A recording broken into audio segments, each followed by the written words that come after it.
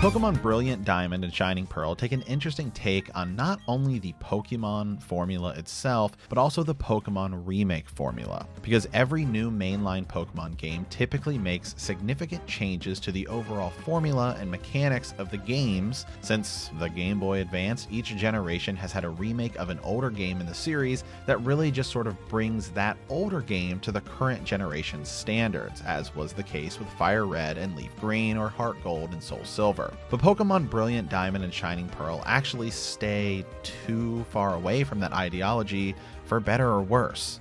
Now, don't get me wrong, Brilliant Diamond and Shining Pearl are great games, just as Diamond, Pearl, and Platinum were great games. And anyone who is a fan of Pokemon or is playing this for the first time, you'll immediately see what makes this franchise so fun. Traveling around, catching every single Pokemon you can to build the ultimate team and fight your way to League Champion. Challenging your rival, taking down an evil Pokemon group set out to steal powerful Pokemon, earning badges as you defeat gym leaders who are supposedly some of the best Pokemon trainers out there, even though they only use a single type of Pokemon. All of the mainline core mechanics still exist in these games, and it's fantastic. There is a reason that the Pokemon franchise is as successful as it is, and I've even still got my original copy of Pokemon Blue on the Game Boy. But this might, for me, be the most disappointing Pokemon game in a long time, if not ever. Because Brilliant Diamond and Shining Pearl just stays too close to the original. It feels like almost every opportunity they had to advance the series along, they chose to keep the game as original as possible, which I'm sure for some there will appreciate that, but it gives us almost no reason to play this new version over the old, other than the accessibility. For me, I have a few handful of issues with this game, and number one has to be the art direction. Brilliant Diamond and Shining Pearl chose to use a chibi art style that's in line with the DS games, and in most cases it seems fine in the overworld, but given the art style we had in Sword and Shield, and even the Let's Go series with a 3D world that we can explore, at least in sort of some sense, it makes this game just feel more dated than it should.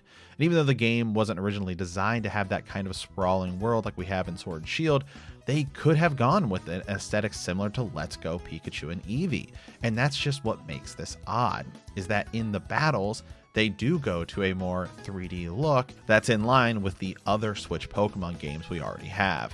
If you just look at the games side by side, it makes Brilliant Diamond and Shining Pearl feel dated, and I think they've just missed an opportunity here. Now again, this is personal preference of an art direction, but I think it also has some issues in the game because of this choice. In cutscenes, the camera will zoom in on characters speaking, and because of this art style, characters just seem odd when you have more than two people talking, as they're jammed on screen and you can't see who's talking to who, and the whole thing just sort of feels like a mess. Sometimes in buildings, the characters feel almost out of place given the camera perspective, which can make them seem like giants in the rooms. On the original, this was fine because it was all zoomed out at a fixed angle, but here it just feels odd and out of place. But I will say in the open areas, you do get used to it.